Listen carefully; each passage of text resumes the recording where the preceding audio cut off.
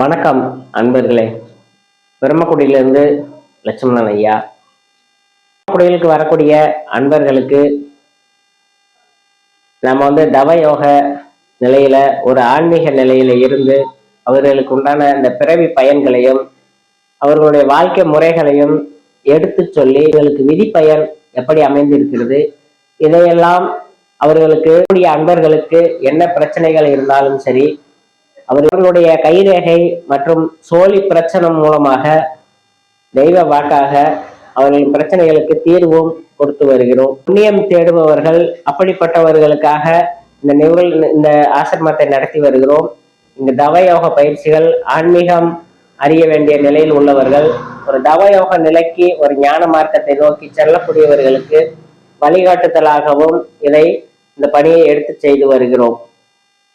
இப்படியே நம்ம வாழ்க்கை முறைகளிலே சில வாழ்க்கை முறைகளை பற்றியும் எடுத்து சொல்லி அதுக்குண்டான காரணங்களையும் சொல்லி அவர்களை நல்வழிப்படுத்தி நல்ல ஒரு நிலையை அடைய வேண்டும், அவர்களின் ஆன்மாக்கள் மேன்மைப்பட வேண்டும், இந்த அடுத்தடுத்த பிறவிகளிலே அவர்கள் சுபிச்சம் பெற வேண்டும் என்கின்ற நோக்கத்தோடு இந்த பணியை செய்து வருகிறோம்.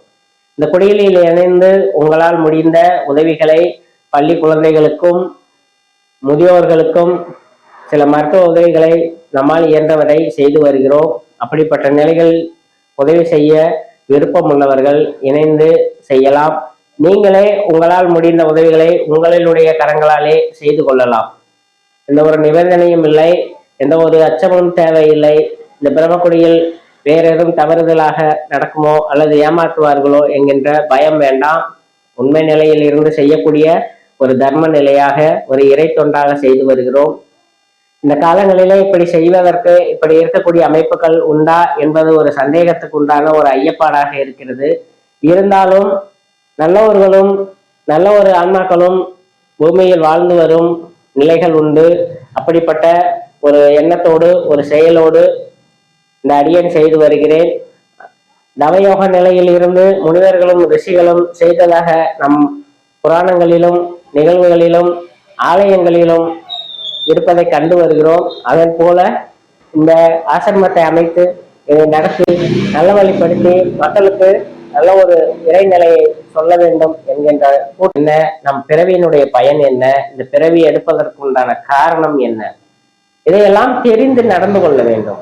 அப்படி தெரியாமல் நடப்பதால் தான் நாம் உலகளாவிய பிரச்சனைகளை முன்னெடுத்து மற்றவர்கள் நடக்கும் நடைமுறைகளை பார்த்து நாமும் நம் விதிமுறைகளையும் நம் நடைமுறைகளையும் மாற்றிக்கொள்கிறோம். அது தவறாக போய் வருகிறது. ஒவ்வொரு ஆன்மாவுக்கும் ஒவ்வொரு உடம்பிற்கும் ஒவ்வொரு நிலை உண்டு, ஒரு நிலைப்பாடு உண்டு. ஒவ்வொருவருக்கும் செய்யக்கூடிய கடமைகள் உண்டு. இந்த கடமைகளிலே நாம் சரியாக செய்யவில்லை என்றால் இந்த கடமையில் பாதிப்புகளும் பிரச்சனைகளும் நமக்கு வந்து சேரும். இந்த பிரச்சனைகளிலிருந்து விடுபட வேண்டும். அப்படி விடுபட்டு நல்ல ஒரு நிலையிலே நல்ல ஆன்மாக்களாக நாம் வாழ வேண்டும் என்கின்ற நிலையை நாம் உணர வேண்டும். அப்படி உணர்ந்தோமானால் நம் வாழ்க்கை முறைகளை நாம் செம்மையாக செயல்படுத்த முடியும். ஒரு தாய் தகப்பன் நம்மிடம் வந்தவர்கள் தன் பிள்ளையால் ஏற்பட்ட தொல்லை துன்பங்களை அனுபவிக்க முடியாமல் கண்ணீர் விட்டு அழுகிறார்கள். காரணம் என்னவென்றால் அந்த பையன் சிறு வயதிலிருந்தே போதைப் பொருட்களை உபயோகப்படுத்தி மிகவும் உடல்நிலையும் மனநிலையும் மோசமான ஒரு நிலை ஏற்பட்டுள்ளது. இந்த பையன் நன்கு படித்தவன், நல்ல ஒரு நிலையில நல்ல குணங்கள் இருக்கக்கூடியவன். கெட்ட சவகாசங்கள் உள்ள நண்பர்களுடன் பழக்கமாகி இந்த பையன் கெட்டு கடைசியில் உயிர் போகக்கூடிய நிலைக்கு ஒரு நோய் வாய்ப்பட்டு இருக்கக்கூடிய ஒரு பைத்தியக்கார நிலை, அதாவது மனக்குழப்பம் ஏற்பட்டு மிகவும் ஒரு தாய் தந்தையரையினுடன் பிரச்சனை செய்வது, சண்டை போடுவது, வீட்டில் இருக்கும் பொருள்களை உடைப்பது, இப்படியெல்லாம் நிகழ்வுகள் நடக்கிறது. காரணம் என்ன? இது எதற்காக? நம் பெற்ற பிள்ளைகள் நம் பேச்சையே கேட்காமல் இப்படி துஷ்டத்தனமாக நடக்க காரணம் என்ன?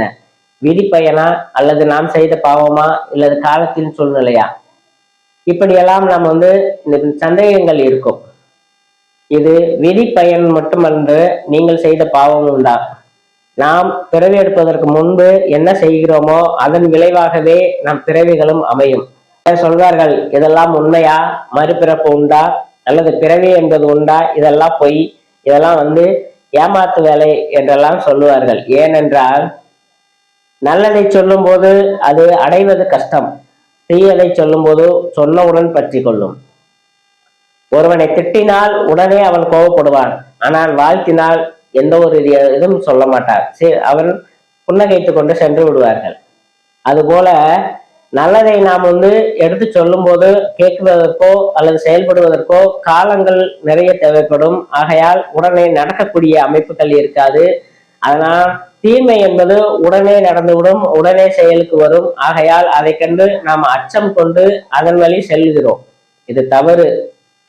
நன்மை என்பது அடைவது கஷ்டமானாலும் நன்மை வெகு விரைவில் உன்னை விட்டு போகாது. நீ செய்த தர்மம், நீ செய்த நல்ல வினைகள் உன்னை விட்டு சீக்கிரம் போகாது. ஆனால் தீமை சீக்கிரம் வந்துவிடும், சீக்கிரமாக போய்விடும். ஆனால் ஒரு தவறு செய்தால் தண்டனை என்பது உடனே கிடைக்கும். ஆனால் ஒரு நன்மை செய்தால் பலன் என்பது உடனே கிடைக்காது. காரணம் என்னவென்றால், நன்மை செய்தவர்கள் உடனே அதற்குண்டான பலனை செய்ய மாட்டார்கள், பொறுத்து செய்வோம் என்று நினைத்து விடுவார்கள். ஆனால் கெட்டது, ஒருவன் அடித்தால் அவன் திரும்ப அடித்து விட வேண்டும் என்ற எண்ணத்தில் வருவார். எதை செய்கிறோமோ அதற்கு தகுந்தா போல்தான் பிறவிகள் கிடைக்கும். அந்த பிறவியின் பயனாகத்தான் நமக்கு கிடைக்கக்கூடிய புத்திரர்களும் கிடைப்பார்கள், நமது சங்கதிகளும் இருக்கும். இதையெல்லாம் தெரிந்து நல்ல வழியாக இறைநிலைகளை உணர்ந்து பிறவியின் பயன்களை உணர்ந்து நாம் செயல்பட வேண்டும். ஒருவர் ஏற்றம், ஒருவருக்கு தாழ்வு, இப்படியெல்லாம் நிகழ்வது நம் கண் முன்னே இருக்கிறதை நாம் காண்கிறோம். கண்டும் மூடத்தனமாக இருப்பதை விட்டு இனியாவது நன்மை செய்ய வேண்டும், நல்ல நிலைகளை அடைய வேண்டும். நிம்மதி என்கின்ற ஒரு நிலையை அடைவதற்காகத்தான் நம் பிறவிகளும் போராட்டங்களும். அதை இந்த குடில் வாயிலாக அடைய வேண்டும். அன்பர்கள் இங்கு வரக்கூடியவர்களுக்கு அதை நிலைகளை உணர்த்தி அதை செயல்படுத்த வேண்டும் என்பதே நமது நோக்கம். இந்த பிரம்மக்குடியில் கொடுக்கக்கூடிய இந்த ஸ்கிரீனில் வரக்கூடிய நண்பருக்கு அழைத்து வரக்கூடிய அன்பர்களுக்கு கைரேகை மூலமாகவும் சோழி பிரசனம் மூலமாகவும் தீர்வு கொடுத்து வருகிறோம். நன்மை மட்டுமே செய்யப்படும், தீமைக்கு எந்த ஒரு காலமும் இந்த குடிலே அடியன் எந்த ஒரு துணைக்கும் செல்ல மாட்டேன். ஆகையால் நன்மை பயக்க வேண்டும், நல்லது நடக்க வேண்டும், நல்லது செய்ய வேண்டும் என்பவர்கள் இந்த குடிலே அணுகலாம். இறைவன் இறைவியும் உங்களை காக்கட்டும், நல்வழிப்படுத்தட்டும். இறை வணக்கங்கள்.